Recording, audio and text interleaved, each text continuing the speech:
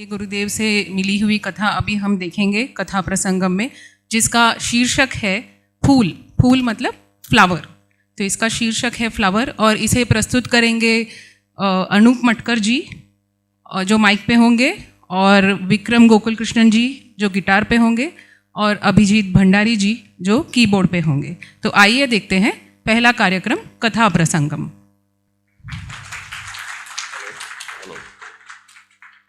ओम गुरुर्ब्रह्मा गुरुर्विष्णु गुरुर्देवो महेश्वरः गुरुर्साक्षात् परब्रह्म तस्मै श्री गुरवे नमः। मूकं करोति वाचालं पंगुं लंघयते गिरिं यत्कृपातमहं वन्दे परमानंदमाधवम्। भाइयों बहनों और दोस्तों, आप सबको हमारा प्यार भरा नमस्ते। आज हम लेके आए हैं आपके सामने एक बहुत अनूठी कहानी, ऐसी कहानी जो सुन के जो आपने न कभी सुनी होगी और ना ही कभी देखी होगी। आओ सुनाओ तुम्हें कहानी एक ऐसे परिवार की, सुन के आपकी आंखें छलक जाए एक माँ बेटे के प्यार की। इस दुनिया में सभी रिश्तों को ईश्वर ने सजाया है, पर माँ बेटे के रिश्ते को बहुत अनमोल बनाया है। पर माँ बेटे के रिश्ते को बहुत अनमोल बनाया है। एक छोटा सा सुंदर सा गांव था, ममतापुर जिसका नाम था। ममतापुर में रहते थे एक माँ और उसका 5 साल का प्यारा सा छोटा सा बच्चा। उस माँ के लिए जीवन था उसका बेटा, और बेटे के लिए पूरी दुनिया थी उसकी माँ। दोनों उन गांव में बहुत खुशी से रहा करते थे। उनके घर के आंगन में आम का एक बौना सा पेड़ था, बिल्कुल शीतल हरा भरा सा वो पेड़ था। उन दिनों आम के फूलों का मौसम था, तो उस पेड़ पे बहुत सालों के बाद बहुत सारे पीले और गुलाबी रंग के फूल खिले थे। हर शाखा पे इन फूलों के गुच्छे बड़ी आनंद से लहरा रहे थे। माँ हमेशा उस पेड़ को बड़े प्यार से देखती थी। माँ उस पेड़ को रोज बड़े चाव से देखा करती थी। हर एक फूल मीठा आम कब बनेगा यही सोचती रहती थी। कहती थी, मन में सोचती थी, ज्यादा फूल तो ज्यादा आम। कुछ दिनों के बाद जब कैरी के मीठे आम बन जाएंगे तो मैं अपने लल्ला को अपने हाथों से आम खिलाऊंगी। ज्यादा फूल तो ज्यादा आम, वो मीठे रसीले आम मेरा बेटा जब चाव से खाएगा, वो दृश्य देखकर मैं बहुत खुश हो जाऊं। ऐसा सोचते उसके दिन यूं निकल रहे थे। बेटे की हंसी से खिल उठते माँ के दिन, और माँ के प्यार से खिल उठता बेटे का बचपन। ऐसे ही एक दिन बहुत सुंदर सा समा था। वो फूल बहुत खुशी से मंद हवा के झोंके में उस पेड़ पे लहरा रहे थे। बहुत सारी तितलियां उन फूलों पे घूम रही थी, मंडरा रही थी। हवा में एक अजीब अच्छी सी सुगंध फैली हुई थी। 5 साल का वो बेटा, उसका मन खुशी से झूम उठा।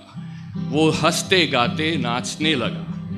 उस धुन में वो पेड़ के पास गया, उसने एक फूलों का गुच्छा तोड़ा और उसके साथ वो खेलने लगा, नाचने लगा, गाने लगा, जैसे कि वो फूल का गुच्छा नहीं, फूलझड़ी हो जो कि दिवाली में जलाई जाती है और जिससे बहुत सुंदर सुंदर से प्रकाश दिखाई पड़ते हैं। बेटा अपनी धुन में नाच रहा था, खेल रहा था। माँ जो कि घर के अंदर थी, उसने उस बेटे को अपने एक फूल के गुच्छे के साथ खेलते हुए देख लिया। उसका मन अचानक से तेज गुस्से से भर गया। वो घर के बाहर आई और बोली, नालायक, नालायक, ये क्या किया तूने? फूलों के गुच्छे को तोड़ दिया। बिल्कुल अच्छे बेटे नहीं हो तुम, नालायक हो तुम। ये कहकर उसने एक बाजू में पड़ी हुई लकड़ी हाथ में उठाई, दूसरे हाथ से बेटे को पकड़ा और वो जोर से उसको मारने लगी। सपासप मारती चली गई। बेटा दर्द और दुख से चिल्लाया, माँ माँ मत मारो, माँ मत मारो। लेकिन माँ के सर पे पता नहीं उस दिन क्या सवार था। वो उसको मारती चली गई। बेटा बेचारा दुख में चिल्लाता चला गया। माँ का गुस्सा जब थोड़ा ठंडा हुआ तो उसने मारना छोड़ा और जोर से चिल्लाई, मूर्ख, ये क्या कर दिया तुमने? इस फूल को, इस पेड़ को कितने साल से मैंने संभाला है। आज कितने साल के बाद यहाँ पे फूल आए हैं। इन फूलों के जो आम होंगे वो क्या तुम्हें खाने नहीं है? और ये तूने क्या कर दिया? फूलों को तोड़ दिया। ऐसी नासमझी इस तुम्हारी उम्र में शोभा नहीं देती। इतनी कैसे समझ नहीं है तुम्हें?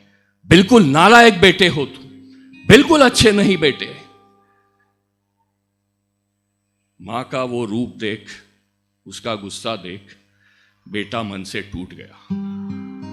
उसे समझ ही नहीं आ रहा था कि उसने आखिर क्या कर दिया। वो मन में सोचने लगा, बहुत घायल हो बोल पड़ा, ऐसा क्या किया मां मैंने कि तुम इतना गुस्सा हो गई? ऐसा मैंने क्या किया मां जो तू इतना गुस्सा हो गई? कुछ फूल ही तो मैंने तोड़े थे, तो इसीलिए मुझे मार रही? कुछ फूल ही तो मैंने तोड़े थे, बस इसलिए मुझे मार रही? जा, नहीं खाऊंगा ये आम तेरा, बिल्कुल नहीं खाऊंगा ये आम तेरा। एक दिन तुम्हारे पास ये आम रहेगा, लेकिन नहीं रहेगा तेरा बेटा, नहीं रहेगा ये बेटा तेरा। ये सुनकर, ये बोलकर बहुत दुख से घायल लड़खड़ाता वो घर के अंदर रोता रोता चला गया। माँ ने भी वो लकड़ी वहाँ पे फेंक दी और वो भी घर के अंदर चली गई। बेटा जो भी कुछ हुआ वो बर्दाश्त नहीं कर पा रहा। उसके मासूम मन को समझ में नहीं आ रहा था कि ऐसे उसने आखिर क्या कर दिया जो माँ ने उसको इतना पीटा। वो बहुत रो रहा था, बहुत ज़्यादा रो रहा था। उसका घायल मन, मासूम मन दुख में पूरा भर गया था। रोते रोते रात हो गई। बेटे ने ना खाना खाया, पानी तक को भी नहीं छुआ। उसका मन दुख से बहुत भर गया था। कमजोरी में धीरे धीरे उसके बुखार चढ़ने लगा। रात चलते उसका फूल सा बदन अग्नि की तरह तपने लगा। रात में जब माँ उससे मिलने आई तो बेटे की वो हालत देख के वो घबरा गई। उसको जल्दी से माँ ने अपनी गोद में उठा लिया, सीने से लगाए वो डॉक्टर के पास दौड़ी। डॉक्टर ने बेटे की जांच की और बहुत गंभीर आवाज में कहा, आपने बच्चे को लाने में देर कर दी। इसकी सांसें तो बंद सी हो चली है, अब कुछ भी करना मुमकिन नहीं है। डॉक्टर बोला, आपने बच्चे को लाने में देर कर दिया, आपका बेटा अब इस दुनिया में नहीं रहा। आपका बेटा अब इस दुनिया में नहीं रहा। ये सुनकर मां के मन पे तो दुख का आकाश गिर पड़ा। सुध बुध खो वो वहीं पे बैठ गई। उसे कुछ सूझ नहीं रहा था। बेटा गुजर गया। एक नन्हा सा प्यारा सा फूल अपने समय के पहले ही मुरझा गया। मां समझ ही नहीं पाई कि उसने वैसा क्यों किया। वो वहीं पे बैठी रही, बहुत देर बैठी रही। उसको जब होश आया तो वो फूट फूट के रोने लगी, कहने लगी, ये मैंने क्या कर दिया, ये मैंने क्या कर दिया। मेरे लल्ला मुझे माफ कर दे, मेरे लल्ला मुझे माफ कर दे, मुझे समझा नहीं मैंने क्या किया। ऊपर ईश्वर से कहने लगी, हे प्रभु, मेरा सब कुछ मुझसे ले ले, बदले में मेरा बेटा मुझे लौटा दे, बदले में मेरा बेटा मुझे लौटा दे। ये मेरे हाथ से क्या हो गया, खुद ही मैंने मेरी खुशियों को तबाह कर दिया, मेरे हाथों से मैंने खुशियों को तबाह कर दिया। इस शोक के सागर में वो वहीं पे डूब गई। 3 महीने गुजर गए। प्रकृति का चक्र तो चलता ही रहा। कहाँ रुकता है प्रकृति का चक्र किसी के लिए। 3 महीने के बाद उस पेड़ पे धीरे धीरे फूलों के कैरी में कन्वर्जन होने लगे। एक सुंदर सी कैरी उस पेड़ पे बन आई। माँ बस देख रही थी। वो कैरी धीरे धीरे पककर आम बन रही थी।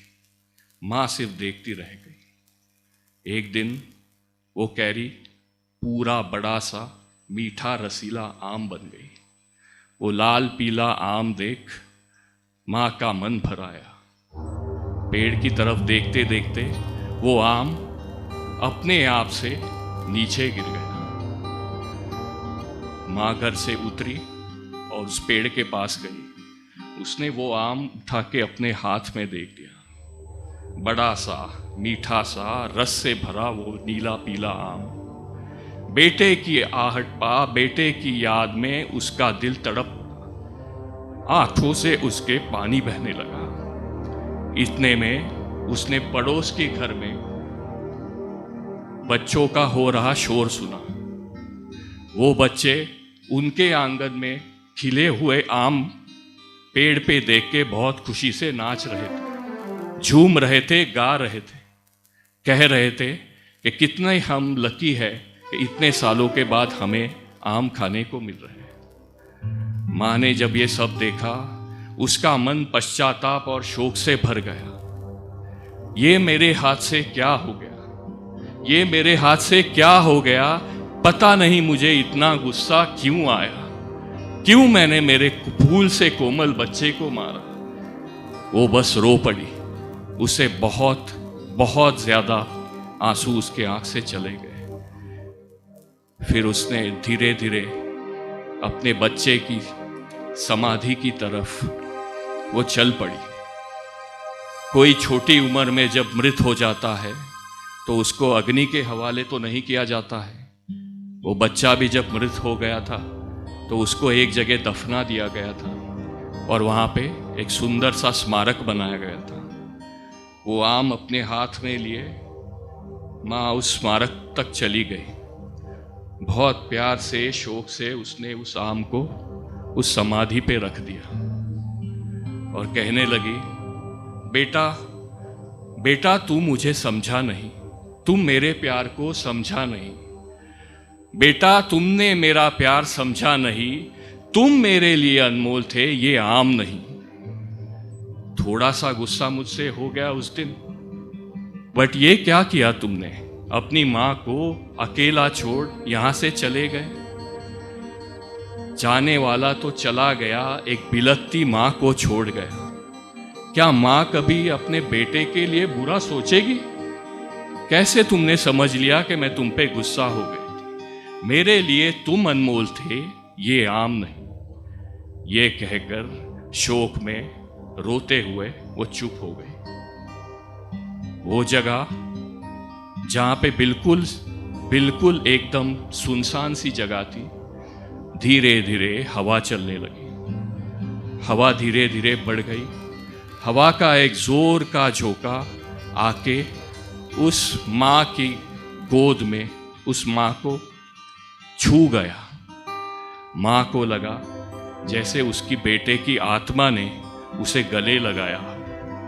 माँ ने दोनों हाथों से उस बेटे की आत्मा को सीने से लगा लिया।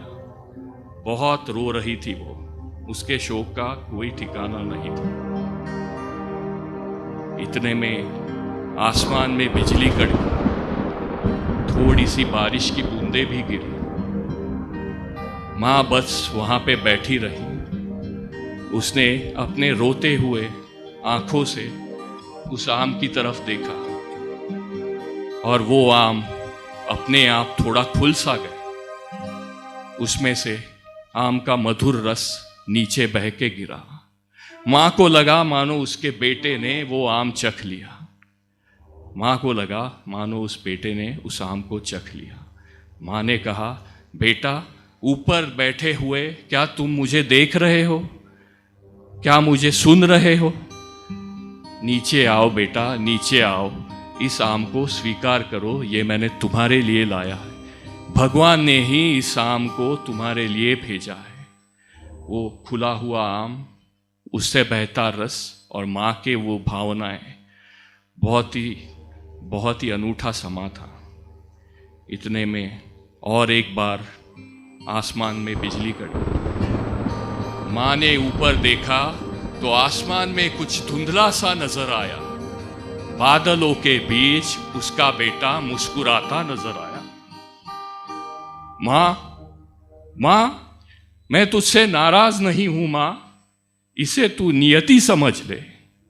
अपनी कहानी से, हमारी कहानी से लोगों को सीख मिले, ताकि वक्त रहते लोग अपने प्यार के रिश्ते को संभाल लें। ये कहानी गुरुदेव से आई है। हम सबके लिए इसमें कुछ सीख है। अपनी आसक्तियों के पीछे खुद को खोने ना दे।